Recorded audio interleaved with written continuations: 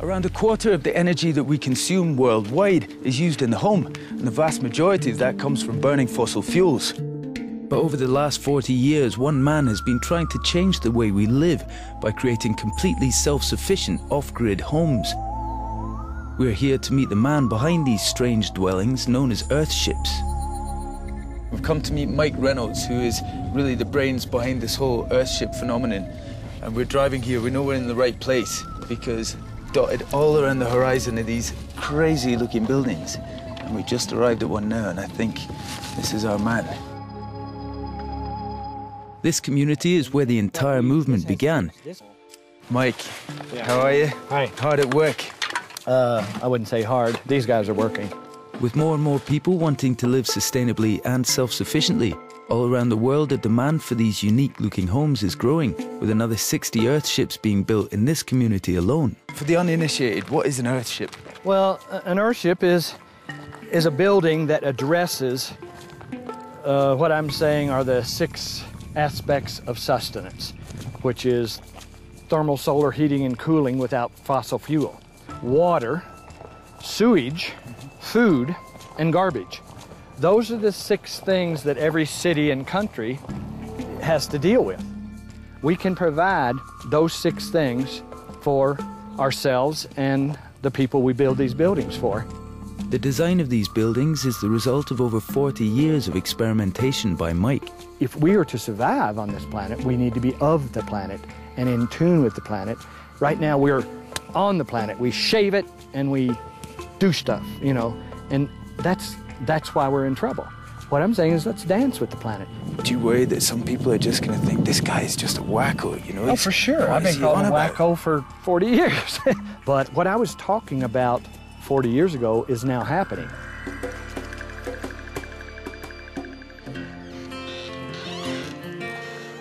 Oh my goodness. This is absolutely amazing. And this is aimed at being a buffer zone between you in the living spaces and the outside. And no matter how cold it gets or how hot it gets, it causes the inside to stay comfortable for people. Mainly this is aimed at food production.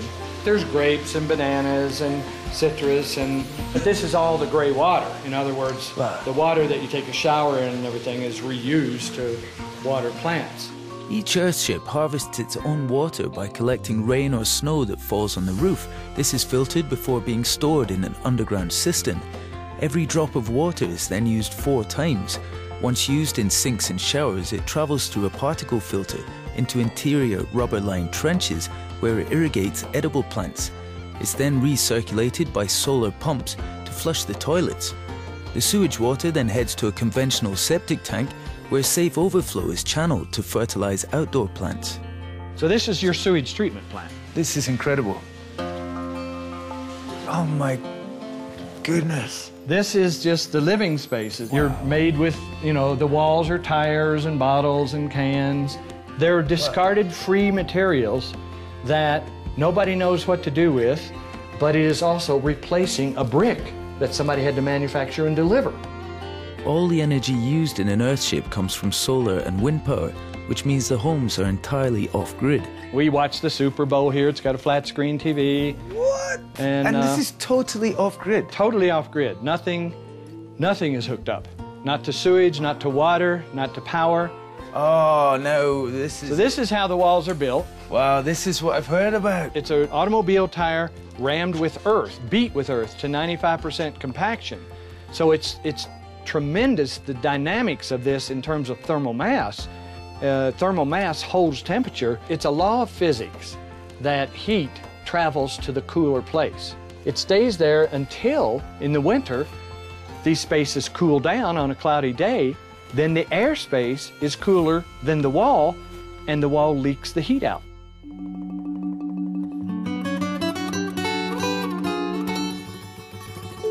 This is the coolest house I've ever seen in my entire life. We have discovered gold, something better than gold.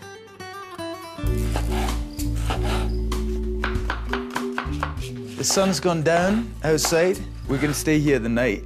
The light is coming, powered by the sun. I mean, your water is coming from the rain. It's an incredible place, and you don't feel like you're compromising in any way. Nice couch as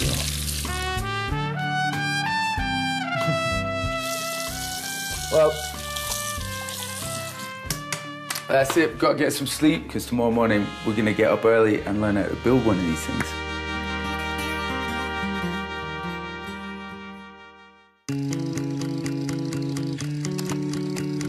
Mike's vision is to spread the word about these designs across the globe. These students have come from all over the world and are mainly architects, designers and builders. Which class is this you're doing? This is the water organizing module. So are you all students here? Oh, okay, wow, man. How's it going? It's really educational, especially as you can see. I mean, it's totally hands-on. So from going to knowing nothing about plumbing to be able to do it from memory. And so he gave you the box of parts and he's like, go ahead and build it. What brought you here? Where I'm from, architecture is like skyscrapers. It's like a totally different beast. And when I saw Earthships, I understood that it was housing that took care of folks. We really need to have a paradigm shift in how we design things, because the things we build should be lasting a few generations. Something that you build it and it sustains you and you sustain it, and you don't need anything more than that. I could go to any building and give it a water harvesting system. I could go to any building and build a black water cell or a gray water cell. I mean, we're not going to tear down suburbia anytime soon, but we can make small changes there as well.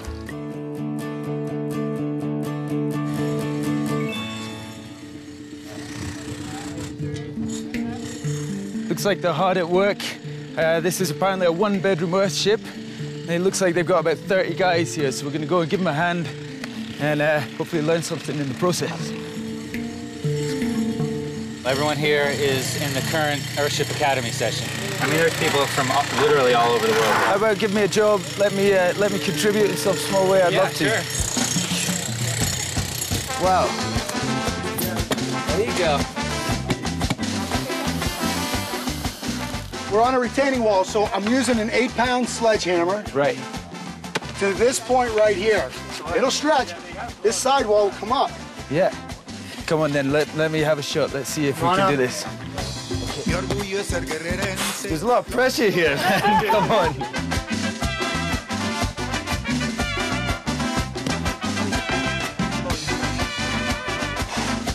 That's pretty fun. Come on. All right, we're done. Yeah, we're good.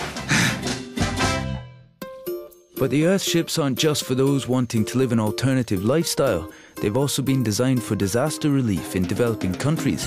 For example, after the earthquake in Haiti. This is amazing. This is the simple survival model.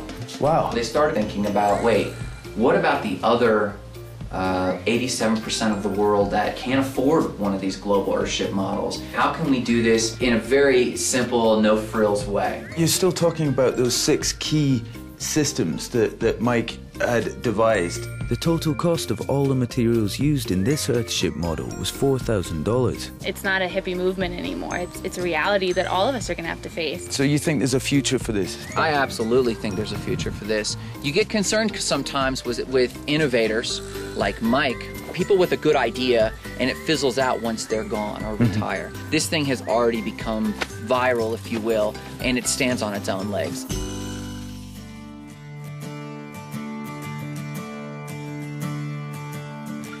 We came out here, there was nothing else out here, none of these other houses or anything, and we built this little dome out of beer cans 34 years ago. Wow. Something like that. We can't just do this stuff for other people and write books about it. We have to live in it, because that's the way we learn. So I mean, I lived out there, and it was very, very simple, and that got a little more complex, and just constantly trying to respond to the changing planet.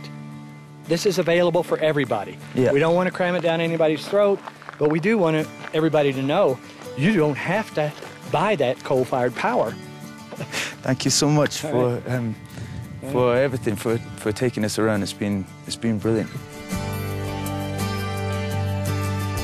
When we came out here, I didn't know if we were coming to meet a wacko or some kind of guru or a genuine environmental visionary. And I think the answer is he's all those things.